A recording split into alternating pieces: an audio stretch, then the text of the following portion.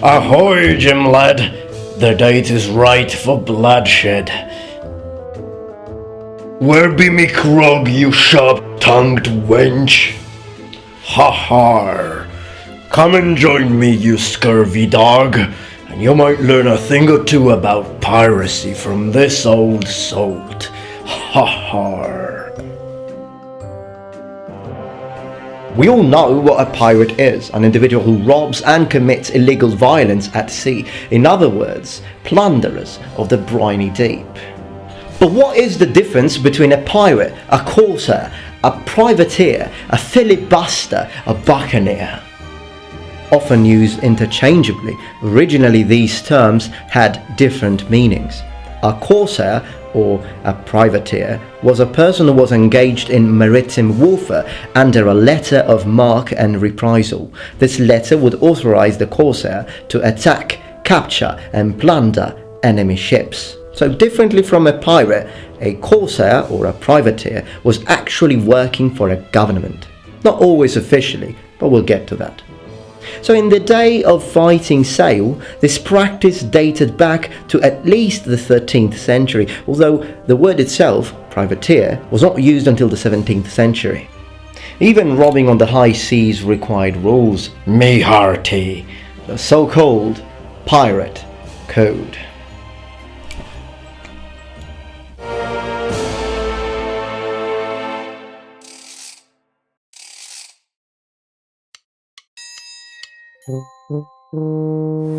He that shall desert the ship or his quarters in time of battle shall be... Captain! The accent! Yar, shall be punished by death or marooning. Each man shall keep his peace. Cutlass and pistols at all times, Clean and ready for action. None shall game for money, either with dice or cards. the captain and the quartermaster shall each receive... Excuse me, is this the way to Port Royal? Shiver me timbers, my lad, if I know a better way. Captain! The accent!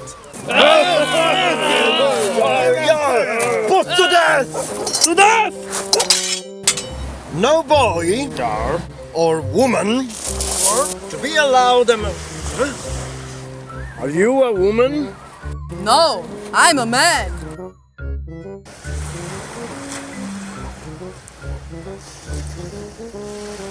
Wench! You brought her! No! It was him! Huh? Put to death!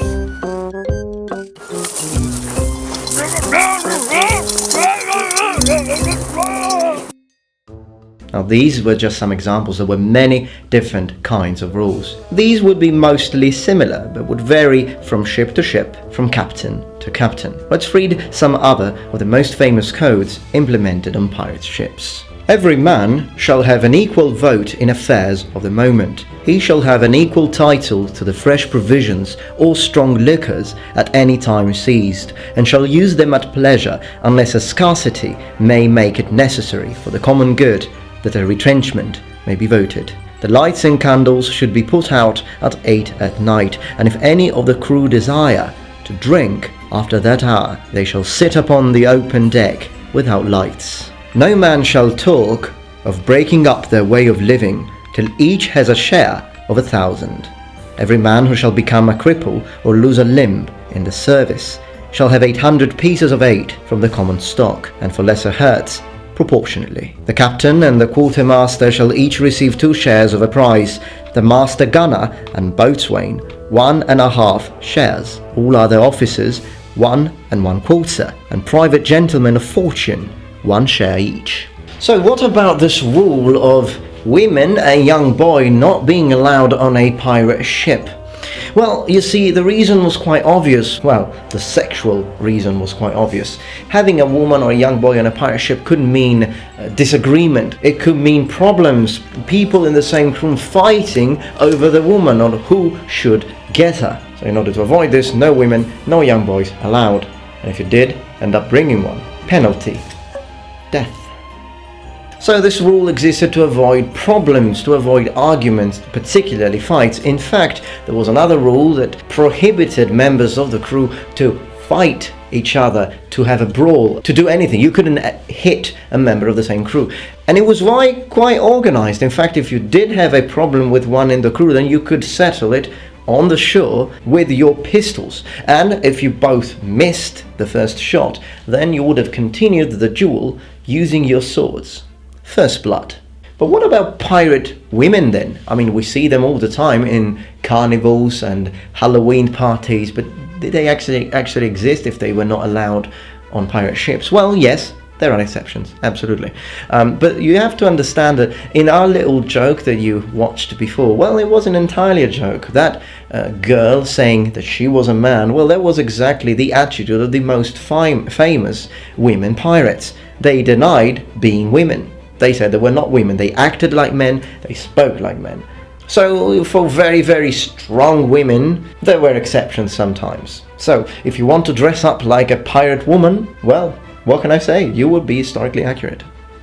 Crews had no wages, their income being dependent only on their share of plunder. So in other words, as they said, no prey, no pay.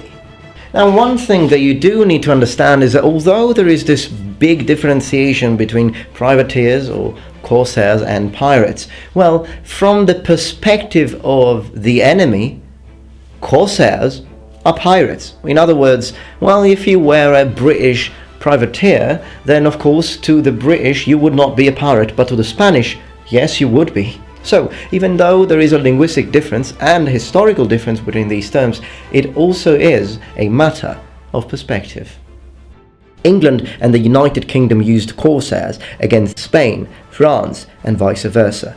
You had Dutch versus Spanish, Malta, you name it. Allegedly, the city of Bristol even used privateers to defend its merchant ships against pirates. So you had corsairs versus pirates. Who would have ever imagined that? Corsair ships were also used by Queen Elizabeth I, daughter of Henry VIII, striking practical blows against the Spanish dominations of America. The idea was that if the Spaniards were to complain, she could always blame the independent privateers, denying any involvement. Well, we know how that ended.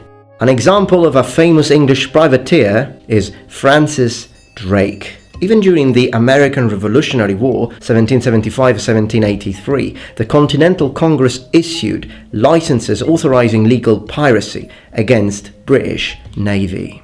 Buccaneers were privateers and pirates operating in the Caribbean during the 17th and the 18th century. They usually made use of small crafts to attack galleons of opposing factions. They called this activity of raiding ships and coasts buccaneering. The English crown even legalized and licensed buccaneers with a letter of marque, as viewed from London, buccaneering was a cheap way to wage war to Spain. Since buccaneers traded to return to Port Royal with the stolen goods, loot or booty, the city became quickly the most prosperous of the Caribbean. So as a rule, buccaneers considered themselves as privateers under letter of marque from England, French and Dutch authorities. However, many of the letters of marque used by the buccaneers were in fact invalid, a mere excuse for their depredation. Did you know that in Cuba they've got a beer inspired by the buccaneers called Bucanero Fuerte, Cuban beer? So buccaneers stayed in the Caribbean while pirates roamed the Indian Ocean. Buccaneers were also more likely to attack coastal colonies. Their name originates from an original Native American word which gave birth to the French word boucanier, which meant to smoke meat, as that was the typical food buccaneers consumed. Filibuster, a term which refers to pirates in the Caribbean, which eventually would collide and become a synonym of buccaneers. Some sources say that initially there was an actual difference between the two, filibusters being the pirates roaming the seas in the Caribbean, but most likely they're just two different terms to say the same thing.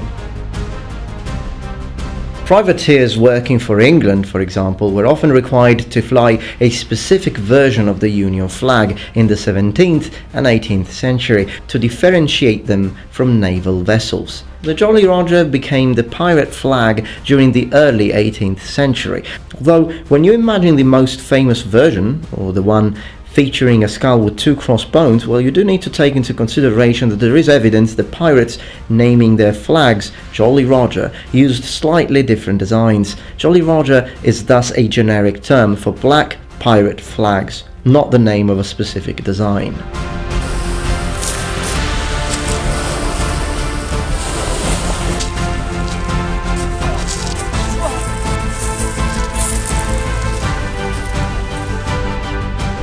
Now, of course, there were many other pirates I could have mentioned, French pirates, other English pirates, but for a reason of time, well, this video was mostly dedicated to the differences between these terms and the terminology that we use every day to identify what the difference would be between a pirate, a privateer, a corsair, a buccaneer, etc. Well, I hope that you enjoyed this video, but if there is a specific pirate that you wanted me to talk about, please let me know in the comments below. Thank you very much for watching, as always, noble ones. And remember, the Metatron has spread his wings. Arr, me hearty, how be the wind?